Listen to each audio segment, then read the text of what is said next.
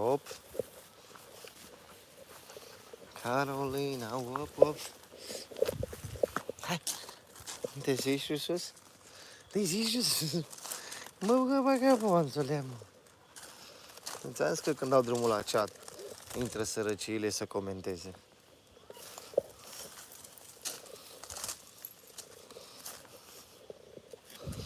Ce-o sări câinele? E mai șmecher ca mine, da? Unde pula mea să sar? Pe aici să sar.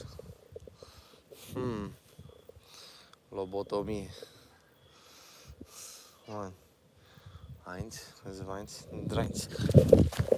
Așa.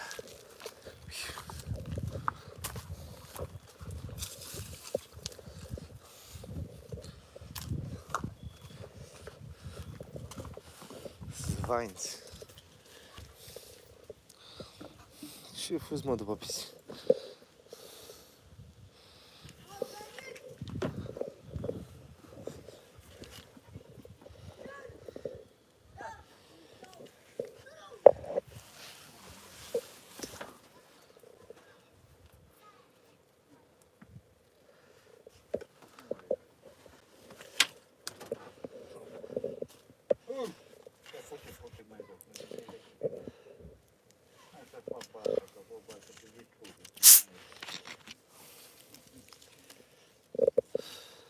Unde dracu am pus-o, băga mea, una mă.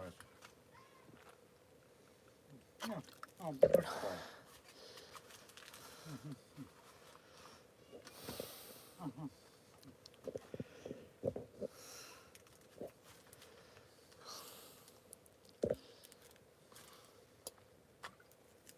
Băga mea pula măta! Îmi bag pida măsii! Da. Iar. Ia-te un aparat de radio! Cred că este lună în de la retrograd. Cred că e Mercur retrograd în seara asta, toată lumea ceartă cu toată lumea. E Mercur retrograd 100%. Ce? E Mercur retrograd. Mercur? Da, în retrograd. Retrograd. Agonie, extaz. Invers. Acum și extazie, și agonie.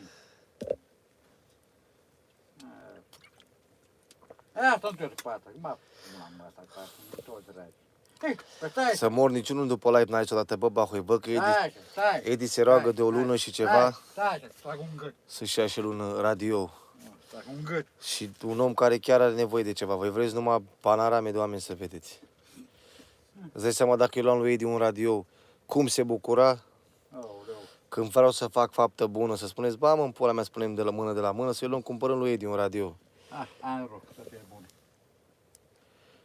Cât era, mă, să-i cumpărăm un radio în direct? Era frumos din partea voastră, dar dacă n-aveți... Nu vor! Ceartă-i. Nu vor! Ia auzi ce auzi și Edi vă ceartă. Așa. Nu vor! Vedeți? Cum vă dă de gol? Stai. Să le fie rușine? Nu vor! Dacă avea posibilitatea să fi spus la fiecare o parte, acum la ușa mea, bă, era 3. Ia auziți. 3 erau. Nu vor să-i cumpăr. Vă dă lecții de viață. Voi v-ați învățat să vedeți un bătrân, deci în partea voastră v-ați învățat să vedeți un bătrân în văgăuna lui, în amărăciunea lui și v-ați învățat, Caterincă. Dar puteți să-i dați și lui un radio la Caterincă. Vreți numai? Deci v-ați adaptat cu gunoaiele astea, cu nebunia asta, dar uitați că voi stați în scaune și mâncați și nu vă gândiți la Edi. Bă, stai mă că n-are și el un radio. Hai mă să-l ajutăm în pula mea cu un radio. Ce mare căcat, mă. Să-i facem unui om bătrân. Îl judecați, vai că nu mai... Și dacă nu mai are ce? Nu contează ce face cu el, important e că îi oferiți și lui un cadou. Că el de când se roagă de voi.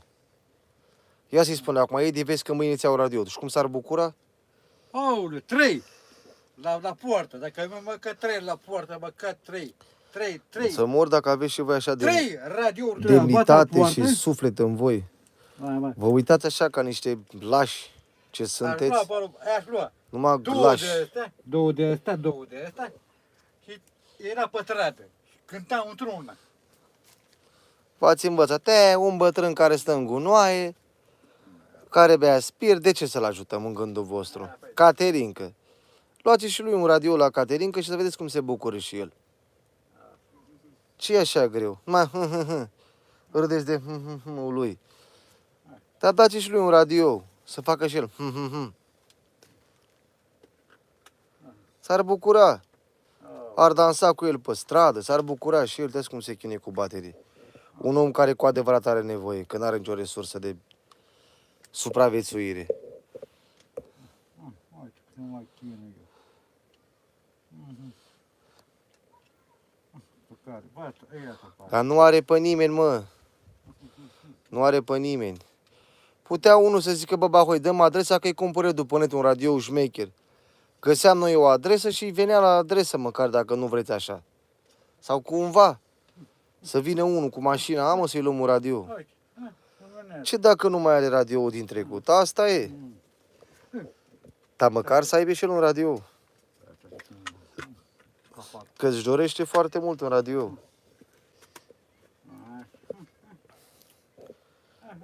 Și nu mai laudați la fiecare live, nu laudați în continuu. Radio, radio, radio. Se bucura și el, bă, am și eu un radio. Ah, Sunteți 50 de persoane, 50 a câte 20 de lei, imediat se făcea banii. 20 de lei de persoană. Ce mare inginerie, mă. Dar ura și trauma când stau. Eu de-al dracu nu sunt, mă. Eu de-al dracu vorbesc așa cu voi, de-al dracu.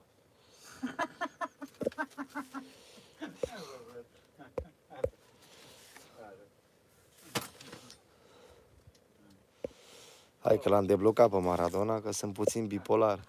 Nu știu ce am, îl blochez, îl deblochez, sunt bipolar să bă, pula în dracu. Cred că am... A zis el, Nilu, că bă, bahu, ești bipolar. Acum ești bun, acum ești...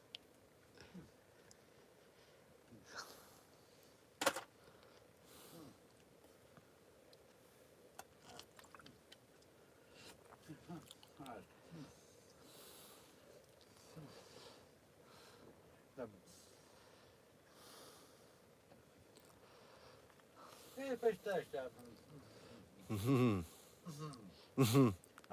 Râzi. Ai auzit că a murit Gorbaciov? Cine? Gorbaciov.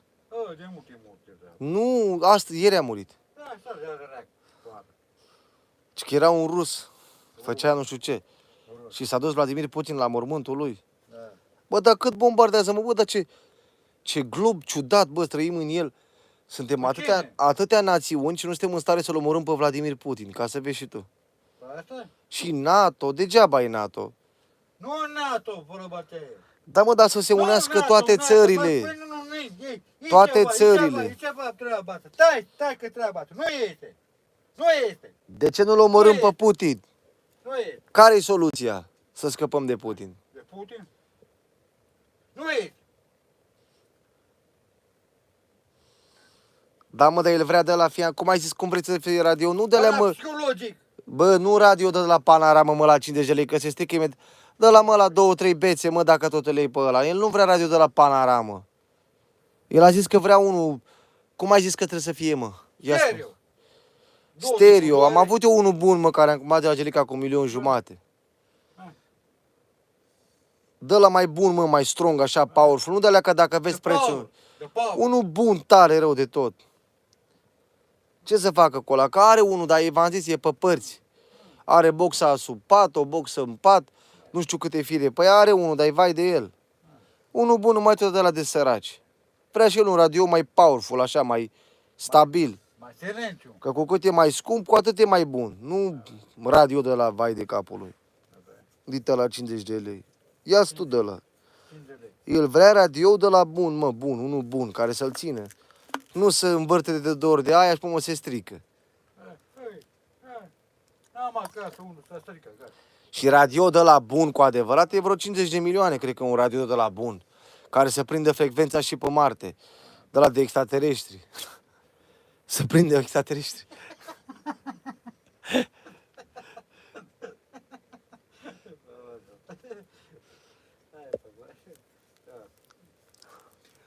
Nu știu, bă, frate, cum puteți așa voi să stați în canapelele voastre și în paturile voastre, oameni cu casă, cu masă, cu familie, cu tot ce aveți voi acolo mai bun, traumatizați. Sta, bă, că i-a mărât omul ăsta, mă uit în ce văgăună stă și noi stăm pe fotolii. Ce se aude, frate, acolo? A, păi, Stă și el într-o văgăună. E puternic, e mult peste noi, mult peste mine, mult peste toți. Trebuie să fii foarte puternic emoțional să poți să trăiești în stilul în care trăiește el. Voi îl credeți nebun, dar omul supraviețuiește așa cum poate el. El ce-a făcut hacking la surviving. Asta a făcut el. A luat-o pe mâna spiritului ca să supraviețuiască, că altfel nu duci să stai unde stă el aici. Nu duci. Și a trebuit să găsească și el o poțiune magică în care să-i separă aici castelul de la Bran. Așa e la el în casă. Cum era la Vlad Țepeș în casă. El e fiul lui Vlad Țepeș. Cu lumina se mai plimbă până casă. Ce se aude acolo, futuvă? Ieși! Please! Am Ieși! A, pe de-ai dracu. Bă, păi da, se aud. De-ai dracu. Fai de capul ce... Ieși! Coronțe. Haide.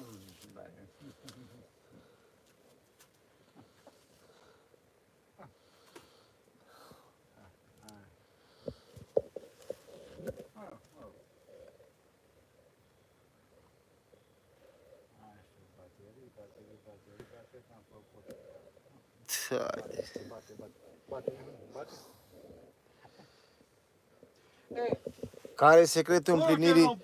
Secretul împlinirii sufletește să-ți iei un radio și să-l bagi pe gură, să dai drumul la antenă, să meargă în tine. Când îl ai în burtă. Să se audă radio în burta ta toată viața.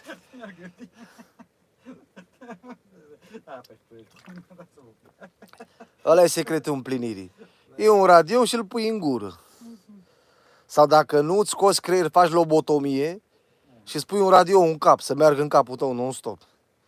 Și scoți antenele pe urechi și pe nas, să prindă frecvențele. Nu, pe gură. Și pe gură are rotița aia, în gât. Așa, ia.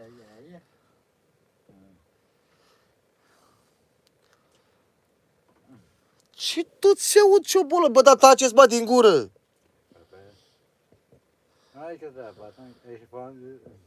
Beluga, se aud șobolanii. Nu e o bună. Ce tot se aude acolo?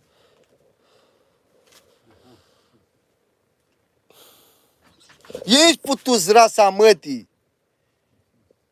Mă, se luptă între ei, băga mea și... I-ați auzit, păi, fraților? Facă ea război acolo, mâncați așa.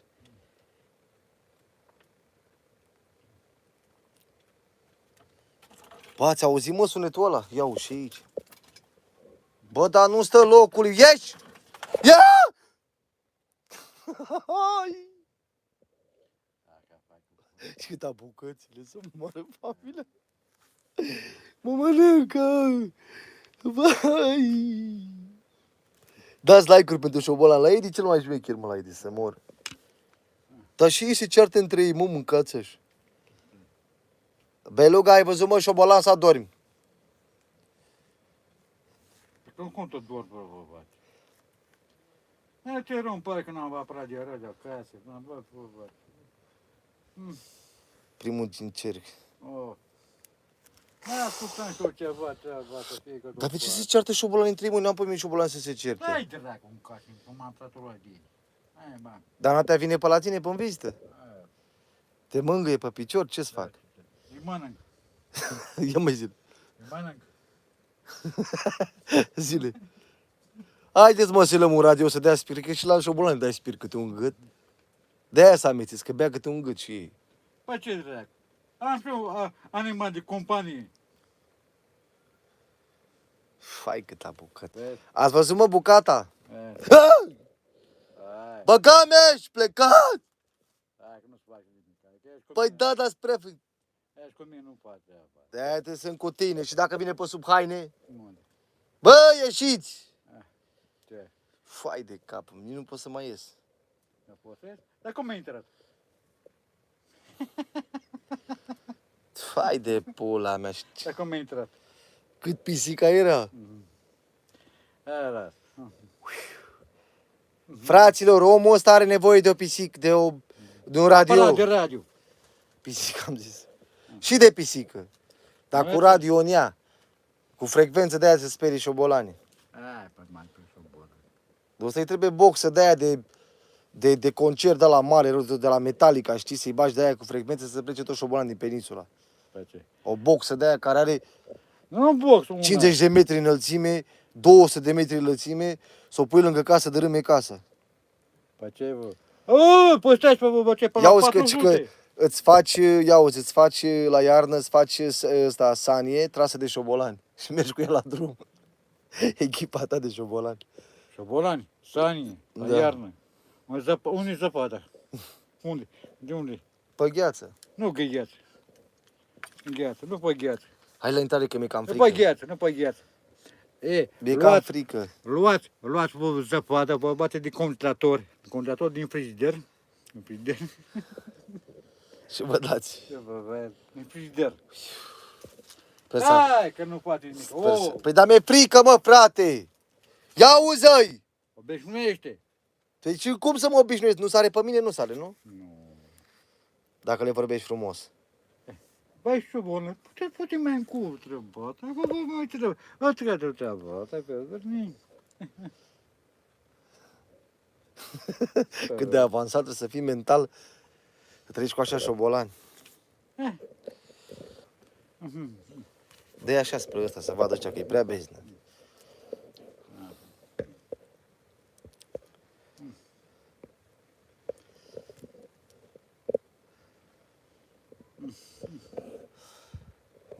Șobolani. Ești șobolan în casă. Right. Vii, facem o zi, o formație. Bă, la ce minut era șobolanul la mare? Zi, facem. La ce minut mai exact? Să dea cineva înapoi. Facem o formație. Formație. Șobolani veseli? Ce tur al casei, mă, că mi-e frică să mă duc în toată casa. Așa ce frică. Și că vor turul casei ăștia. Lasă-mă, frate, nu mai umblu eu.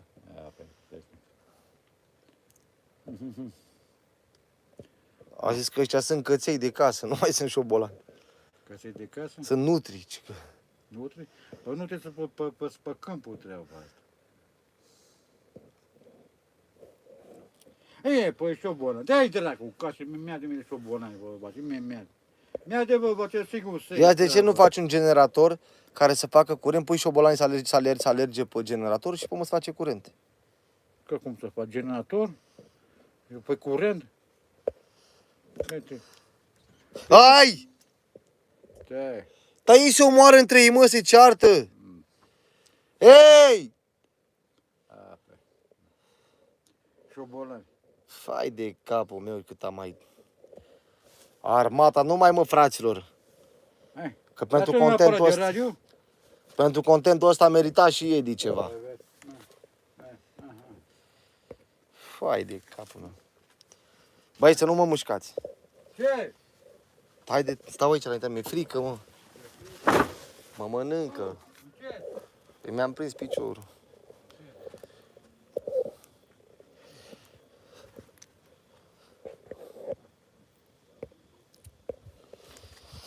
Uite aici să stau. Ce mi-ai pus aici, mă? Nu. Uite așa. Ia zi, frică, șobolan. Șobolani. Dar cum fac să te bă la față? Bate-ți-l în față, că n-am cum. Fric. Șobolani. Dar nu mai bătea spre cameră. Bate spre fața ta. Așa, să te vadă lumea. Ia bate puțin spre față să vedem. Mă faci aduc lanterna de acasă aia mare. Bate de la distanță să-ți vadă chipul. Păi spre tine. Ia dă-i puțin să vedem cum se vede ea. În față, în față. Un pic, ia. Nu la pulă, la față. Gata? La față. Așa. Ia uite de groază, mamă.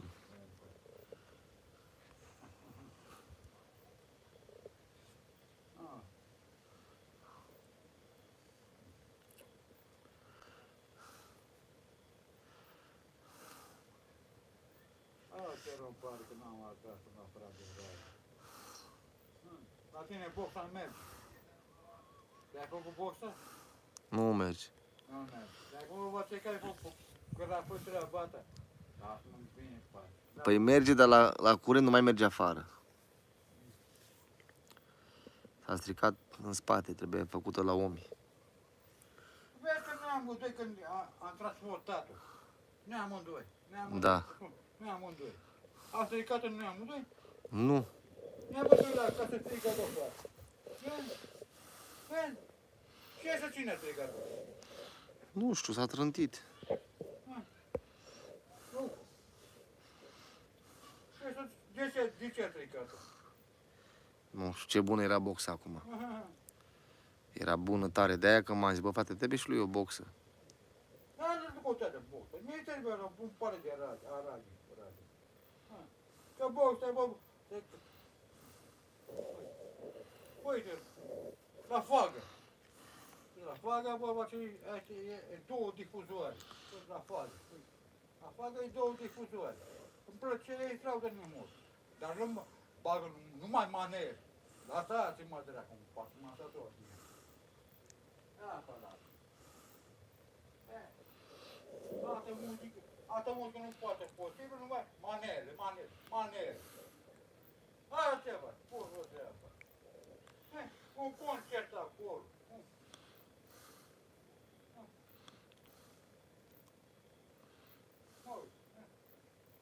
Manele. Cine dracu vă văta, vă pe manelele să i-am dracu? Și că e filmul ăsta, mâncați așa.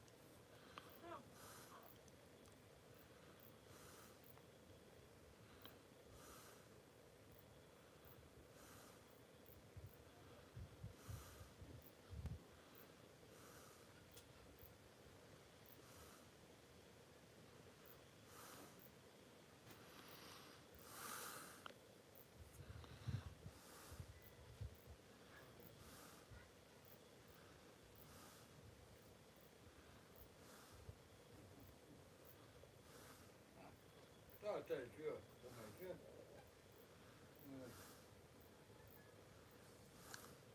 Iubirea mea, vorba aceea, că cărcămăsul trebuie treaba asta, că manel. Că îi merg măta în casă cu manel. M-am odată de două dată, chiar că m-am scălbit și eu treia, dă-i rea cu casă în mână.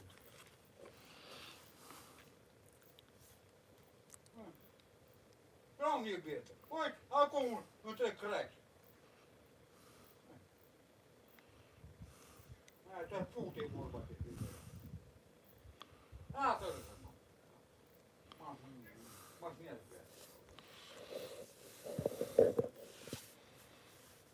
Păi, iubirea mea, stai că e copiii, nu e vorba. Păi ce am făcut copiii tăi? Eu de creată ca să crește treaba. Hai, lasă-mă în poate, e de mine.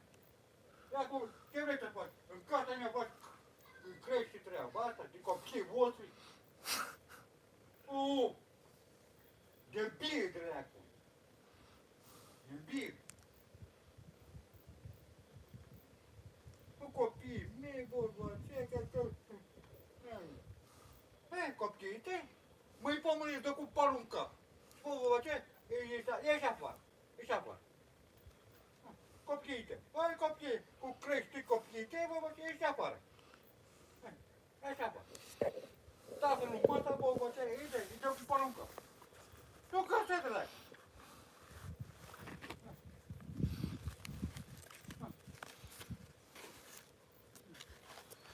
mai spun, ești primirea. Ești primirea vorba aceea zi. Merge. Ești primirea. Libera. Libera. De vorbire, libera vorba aceea zi. De cântare. De cântare. Dar ce cuvinte? Ce cuvinte? Poate voi în melodia la voastră, în muzica voastră, abar n-am. Și bă, un am. Și a doua la mână, mai cântește fals. Fals. Fals.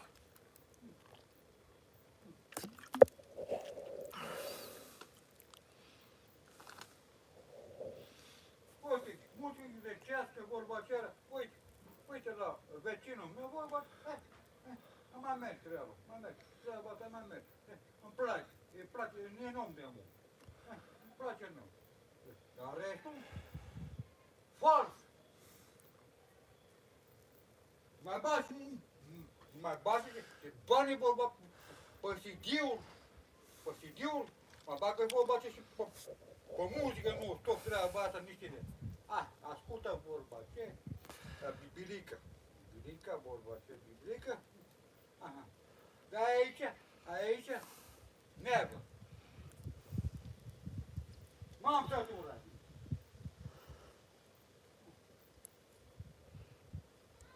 Muzică falsă.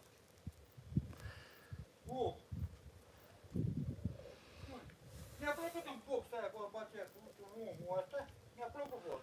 Mi-a plăcut. Îmi place vorba aceea, îmi place. Muzica aia ca simfonică, că am uitat acasă să-mi plâng treaba asta, am venit acasă să-mi plâng. Uite. N-am boxă, că aduceam, e stricată, că altfel aduceam acum. Am plâns, am venit acasă să-mi plâng. Uite. De ce își dorește omul ăsta? Muzică simfonică vrea și.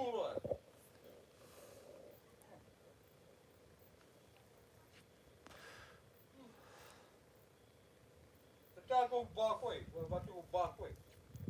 În capul satului. Ce vorba ce? A furle verun, amândoi. A făcut bu pe trate, vorba ce, pe trete. Păi, da adevăr. Bum pe ce? Păi, revenior.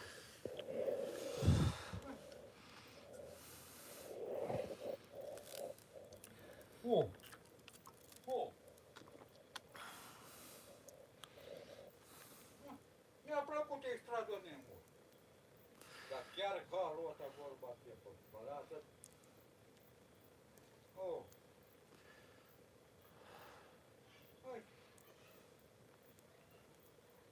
Era bine, nu era bine, să fi luat boxa lui Foaga, că e vorba că e atât de mare, să fi fost acolo, de acolo s-a vorba. Îmi place vorba că lui Foaga. Îmi place extraordinar mult, aia lui Foaga. Restul,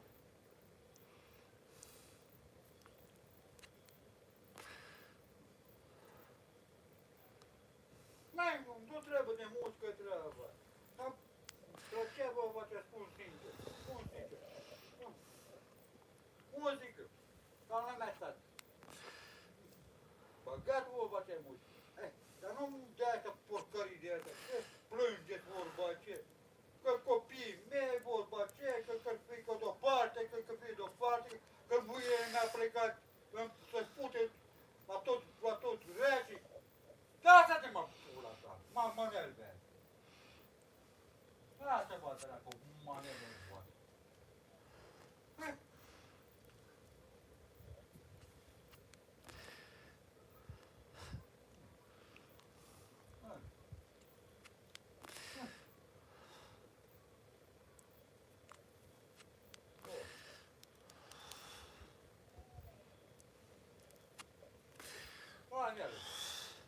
Tatăl va vorba, că tatăl vorba, că pentru ăsta vorba, că nu mai tu.